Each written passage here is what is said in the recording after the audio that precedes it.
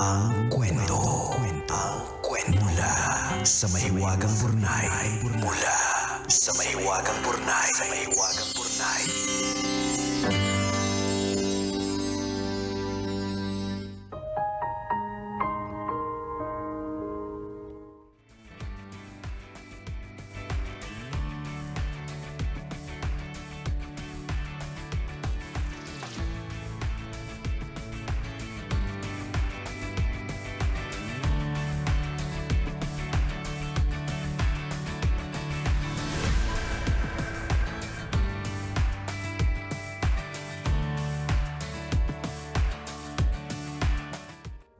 Nicole Yala. Siguro ang dami-dami mo nang natatanggap na mga mensahe katulad nito. Mga mensahe ng pasasalamat sa aliw at saya na inhatid ninyo sa sambayanan sa loob ng maraming taon. Mga mensahe ng kalungkutan kasi wala na yung paboritong tandem nila. Baka may mensahe pa ng pag-asa na isang araw, mabubuo kayo ulit. Inisip ko nga kung dadagdag pa ba ako. Baka naman, napapagod ka na sa kababasa ng paulit-ulit na saloobin. Pero sa huli, naisipan kong sumulat pa din. Kailangan ninyong malaman ang nais kong iparating sa inyo. At kailangan kong mailabas ang kirot sa puso ko. 4th year high school ako nang magsimula akong maaliw sa inyo. Ang saya nyo kasing pakinggan. Huling-huli ninyo ang kiliti ng masa. Kaya naman, tinutukan ko kayo ng bongga. Eto pa, hindi ko kayo basta pinakinggan lang. Pumila at nakisiksik din ako sa mga mall at supermarket tours ninyo. At hindi pa doon natapos. Tuwing maglalabas kayo ng libro at album, bumibili ako. Tapos pila ulit, para magpapirma. Hindi pa nga usong influencers, malaki na ang impluwensya sa akin ng tambalan. Hindi lang kayo puro kulit, ang dami ko ding napulot na life lessons sa inyo. Dahil sa inyo, nagkaroon ako ng positibong pananaw sa buhay. Dahil sa inyo, natutunan ko na ayos lang magpakatotoo basta walang inaapakang tao. Nalulungkot ako kasi binigla kami ni Chris. Walang warning, walang pasabi. Basta isang araw, wala man lang. Hindi man lang kami hinanda. Pero kahit nagtatampo ako ng slight, ipinagdarasal ko na mahanap niya yung fulfillment sa pinili niyang bagong landas. Para naman sa iyo, Nicole, ang nag-iisang reyna ng radyo at ang kumikinang ina.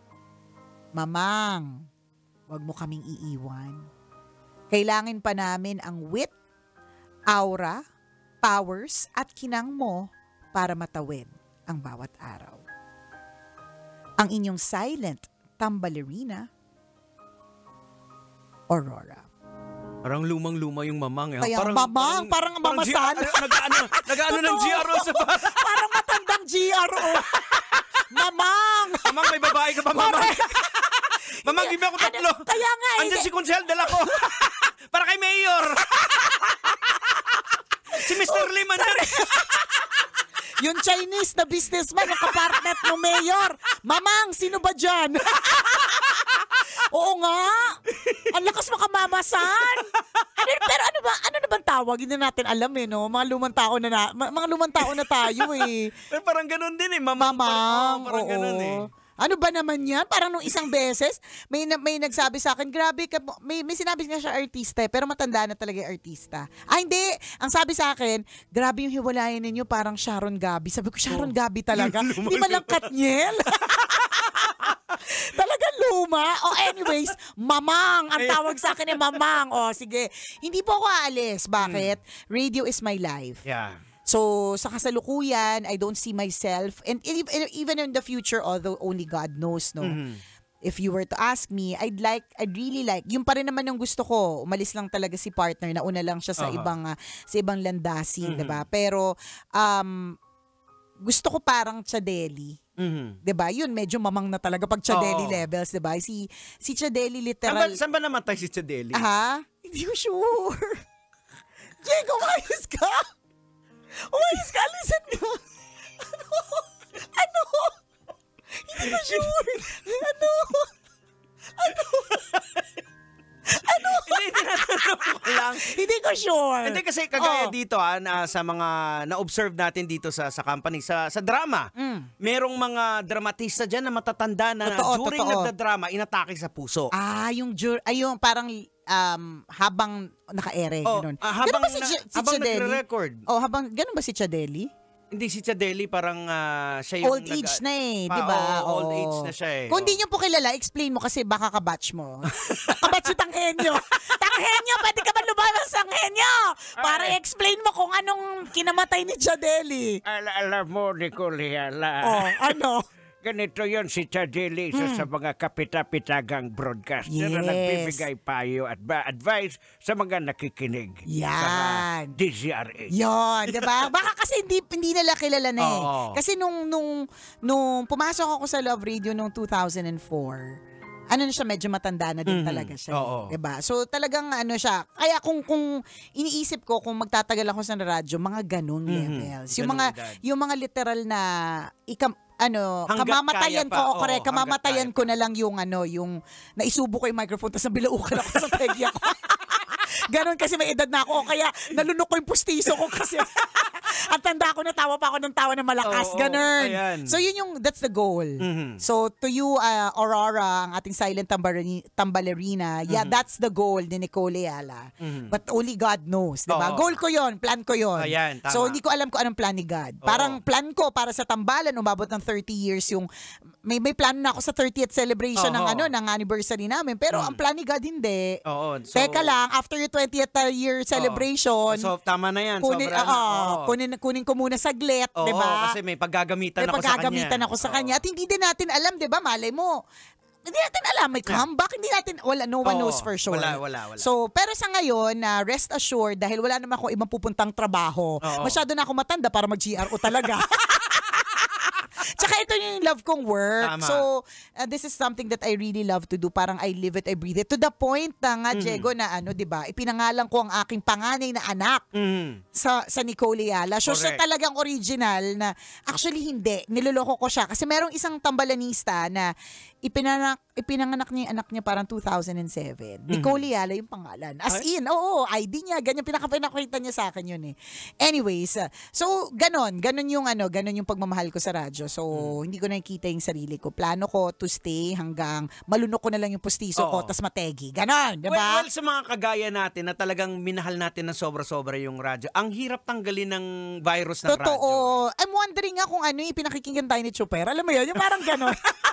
O yung mga umalis ng radio, parang nakikinig pa ba kaya sila or hindi kasi masyado masakit? Oh. Or I don't know. Kasi ang radio, once na may virus ka ng radio, kahit wala ka na sa radio, pag napakinggan mo yung radyo, biglang bumabalik Oo, lahat eh. it's all coming back. Oo. Ganun. Kaya kung may mga dating mga nagraradyo, pag nabisita sila sa isang radio station, bumabalik tuwang-tuwa eh. sila Totoo, Oo. totoo. May ganun, basta, may extra feel siya eh. Meron siyang specific na aura, meron siyang magic na ibinibigay. Oo, Ganon. natutukan kagaya nung nakausap ko matagal na si Jose Marichan.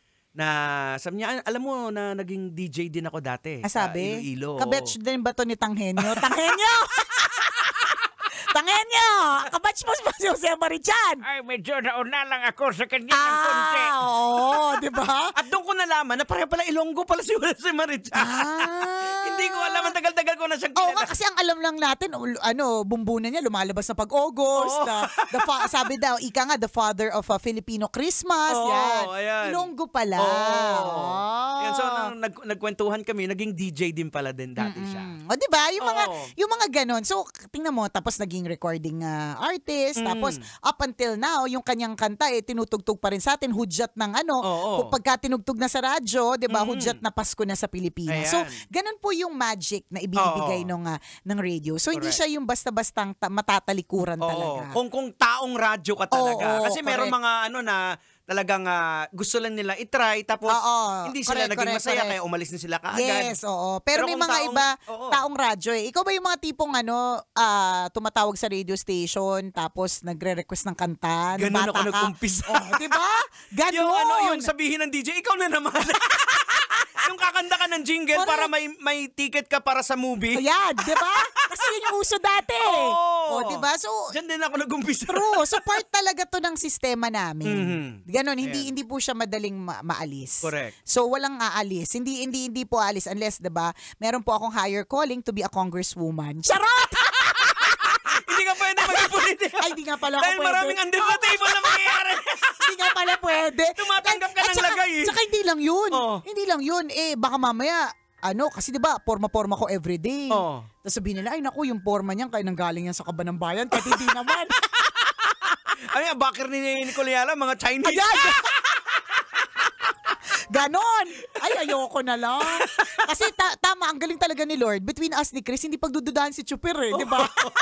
Ako pa talaga yung pwede pag-isipan. Kumikinang ka eh. Correct, kumikinang talaga eh. But thank you. Thank you. I will still continue to shine. And thank you dahil sa mga kwento mo, Aurora, na talagang naging parte kami ng buhay mo. And totoo kasi sinabi mo na everyday nakaka-receive kami ng mga mensahe na gano'n. Hindi ko alam kung hanggang ngayon hindi pa rin nagbabasa si Chuper kasi gano'n yung nagbabasa yun eh. Pero ako, I get to maraming read. time na siyang ngayon Ayaw magbasa. nga, marami na siyang time magbasa. Di ba? But we thank you. Hindi po, huwag kayong magsawa na mag-express ng inyong support. Yeah. Yan, di ba? Ganon! Alright. Chadeli talaga ha. Ang henyo ha.